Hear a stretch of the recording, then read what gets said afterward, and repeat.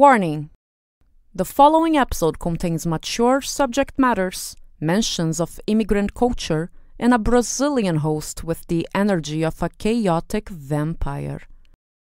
Listener discretion is advised.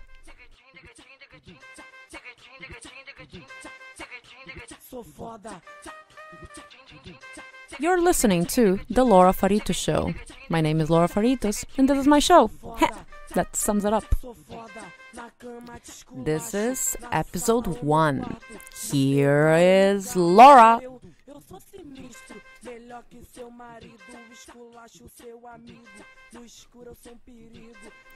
Ay, ay, ay. You're back. You came back for episode 1, assuming you listened to episode 0. And if you did, oh my god, how do you do it? I am thoroughly impressed. You listened to me jumble and mumble about my imposter syndrome for like 20 minutes, and you came back for episode 1. I'm very impressed. If you didn't listen to episode 0, well, you don't really need to. It was more like an announcement rather than an engaging episode. I was mostly explaining who I am, which, hi, my name is Laura. I'm a Brazilian immigrant. I live in Toronto. I work in podcasting and radio stuff.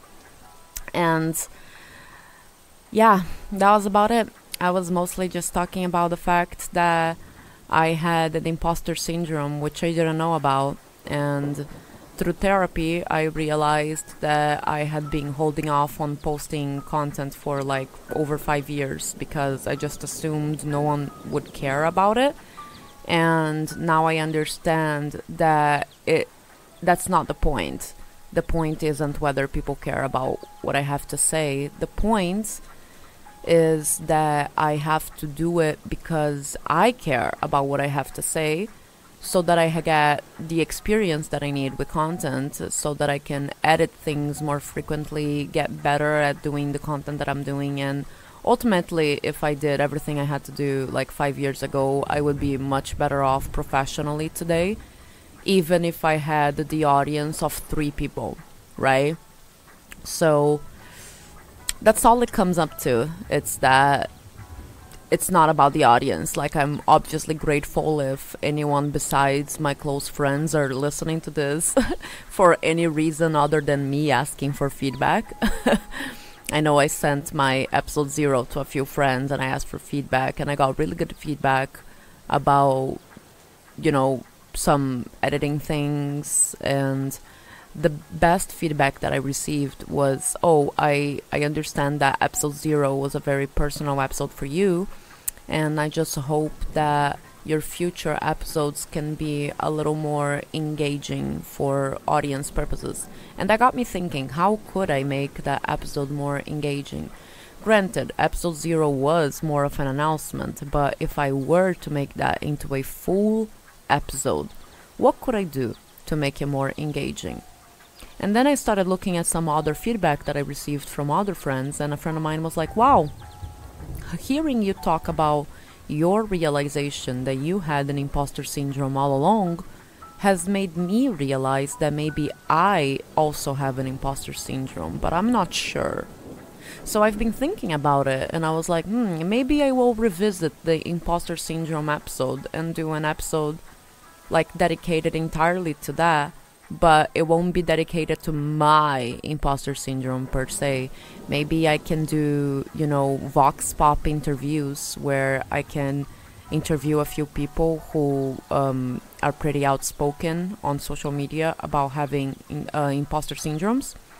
And maybe I could go as far as to even find an imposter syndrome expert, and then they could give me really good information that, for anyone listening and is like, I don't know much about imposter syndrome, but it kind of resonates with me, that will be a good episode, because then I'm bringing in people that feel the same way. I'm bringing in experts that are explaining why this is natural, why you're not alone, and why there are ways to work around this. And I don't know. It was nice. So that was it. I have learned a lot since doing episode 0. I have listened to the feedback and I will try to make this show an engaging show for the audience, even though this is meant to be my personal outlet for expressing myself. It's like, I've said my piece, I expressed myself, now what else can I add into this episode, you know? Another thing I wanted to talk about was that in episode 0, whenever I talked about my imposter syndrome, I referred to Darth Laura as my alter ego that criticizes me, you know, my inner critic. And on episode 0, my mindset when talking about this was like, yeah, I'm gonna show Darth Laura, you know, this podcast is really gonna show her. Like, I'm gonna flip her. And, you know, it was very standoffish, very resentful. And the last therapy session that I did had me reflect about, like, my shadow self, which is technically, you know, my inner critic. And it made me realize that maybe I should have a little more compassion for Darth Laura. Like, I've been looking at my imposter as an enemy, as a bully. But now that I've had some time to reflect in between, you know, recording the last episode and this one, I've come to realize that my shadow self, my imposter, my Darth Laura, she's really trying to protect me. I shouldn't be resentful at my imposter. I should be grateful. It was wrong. It was the wrong way to protect me, but it was the only way you knew how to, you know? And it's like understanding that, having that compassion for that side of yourself, I think is a really important realization to have. And if you are in the same journey that I'm in realizing you have an imposter syndrome, do consider thinking about compassion and hugging that imposter a little bit. Because is it possible that when they're telling you they don't like you, they don't want to hear this, don't do that, don't, like, is it possible that instead of telling you this because they're trying to ruin your life, they're telling you this because they think they're protecting you? Sure, these things are not actually protecting you, but, like, is it possible that your imposter thinks they're protecting you? That they think they're keeping you from harm, keeping you from humiliation, keeping you from pain, you know? And it's not how the world works, but it's up to us to decide not to listen to the imposter. And there's a difference in attitude between me deciding not to listen to my imposter in the last episode, in which I was gonna be like, fuck you, you don't know what you're talking about, stupid bitch. And now, I'm gonna choose not to listen to my imposter with more compassion. You know, if I'm feeling self-conscious and I want to post something and my immediate thought is, everybody's going to hate me, instead of being angry at myself for thinking that, I'm going to show myself a little compassion and be like, okay, it's valid that you feel this way, but that doesn't mean it's true. You don't know how everybody feels. The key takeaway that I received in therapy is that when I hear the voice of my imposter talking in my head, instead of believing it right away or fighting it right away, I should simply take a deep breath and ask myself, but is that really true? Where is the evidence? Where is this coming from? And I don't know. I think that's a really important insight to include, you know. So, episode 1 is Here is Laura. Here is me. This is basically a really all over the place, chaotic introduction to myself, this phase of my life, and everything that I'm looking forward to, you know. So, a little bit about me. My name is actually Laura Machado Faria, but I like to go by Laura Faritos. kinda like Doritos because I really like Doritos. And I don't know, I find that living in Canada, dealing with English speaking people all the time, my name has been giving me a lot of headaches throughout the years. You know, I've had multiple rebrands on social media just because I couldn't ever stick to any of my legal names. Consistently speaking, like if I like in Brazil I went by Laura Machado, and when I got to Canada everybody was like Machado, Macado, Macchiato, like no sir, Machado, you know. Then I started going by Faria because I thought, well, that's 5 letters. it's Faria, that shouldn't be something that gives you problems pronouncing it. But lo and behold, Canadians did find a way to find that a problem. They would call me Laura Faria, Laura Faria, Laura Farao. Like this guy literally introduced me at a stand-up show as Laura Farao, and I was like, sure, sir. So eventually I just realized that, you know what Canadians never cease to pronounce right? Doritos. They always pronounce Doritos the same way. So instead of Laura Faria, I'm gonna be Laura Faritos.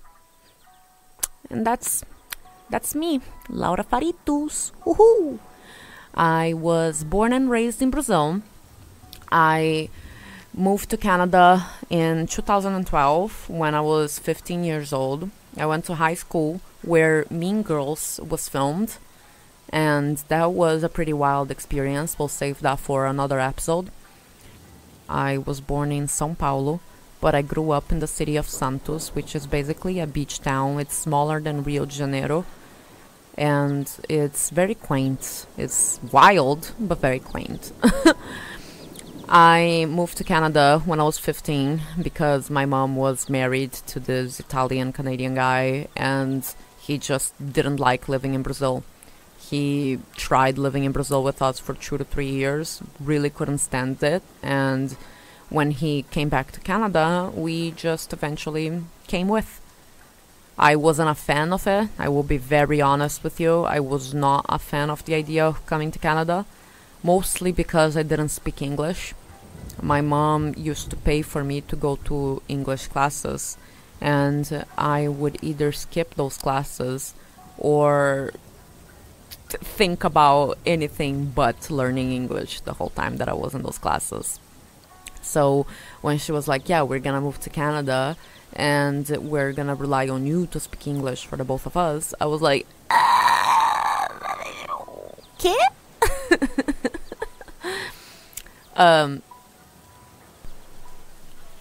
And then I did move to Canada with her, and I had to learn English from scratch, and it was a weird experience because to this day I have a really uncommon accent for, you know, Brazilian immigrant standards. I find that Canadians who are not very used to accents will hear me talk and they immediately assume I'm Eastern European.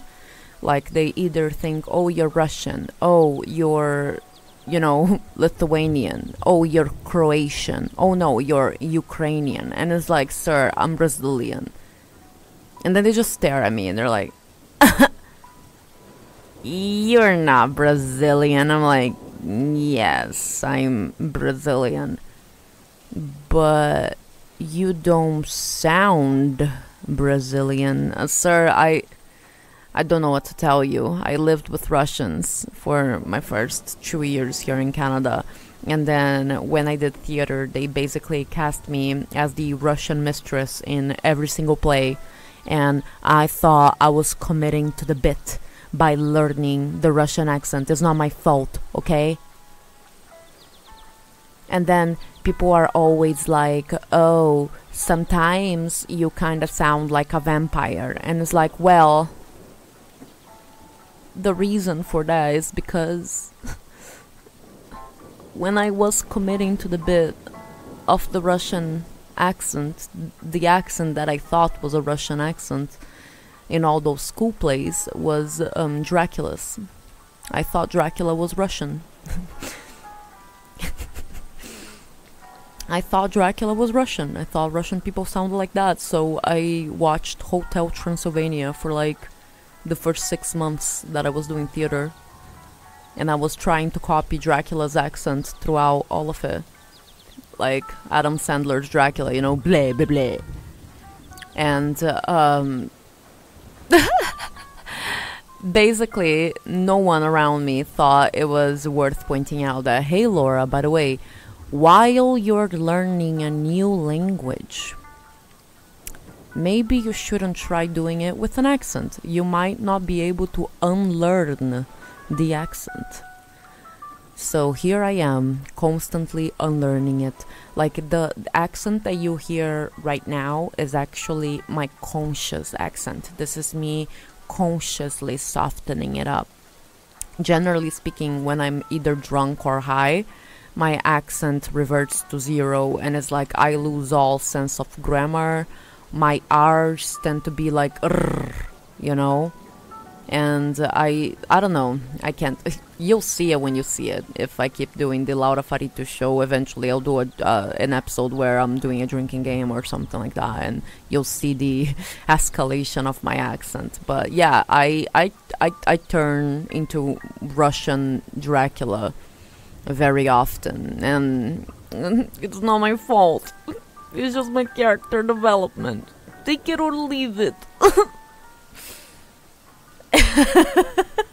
Anything else that I can tell you? Let me see. Besides the fact that I moved to Canada when I was 15 and that I have a weird explanation for my untraceable accents, the other thing you should know about me is that I'm one of those chaotic friends who's always at the wrong place at the wrong time. Like, I have endless storytime episodes for you, like endless storytime episodes for you of like multiple life and death situations that I've been in, you know, some really supernatural situations that I've seen. Anyway, like, we have a lot of content, is what I'm saying. Like, I know I said earlier in the episode about how I'm gonna try to be engaging. I'm gonna try to invite, you know, comedians. I'm gonna try to get experts in the episodes, do interviews. But do not be mistaken. My stories alone will be engaging when I do get around to telling them. So I feel like that gives you a pretty good introduction to me as a person. And I'm sure we're gonna get way more acquainted as the episodes go off. In the next 2 episodes, I'm going to be talking about the current period of life that I'm going through, my mid to late 20s, and my transition to the best version of myself, what I like to call Avatar Laura.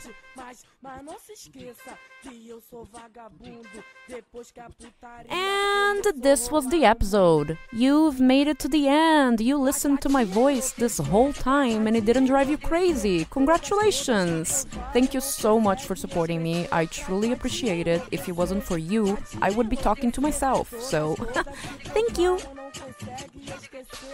If you'd like to stay up to date with my weekly episodes and occasional videos, please follow me on Instagram and subscribe to my YouTube channel at Laura Faritos. If you'd like to stay up to date with my work besides the show, please go ahead and sign up for my monthly newsletter.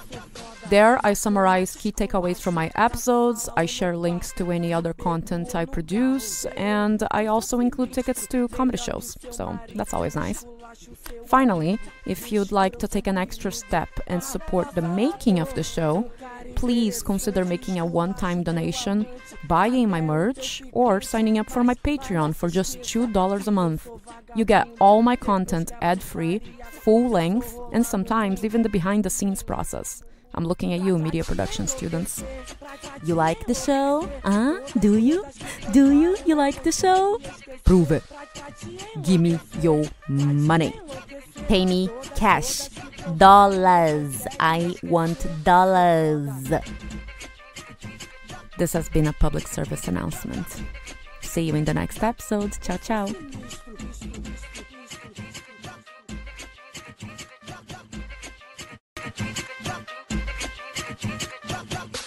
Sou foda.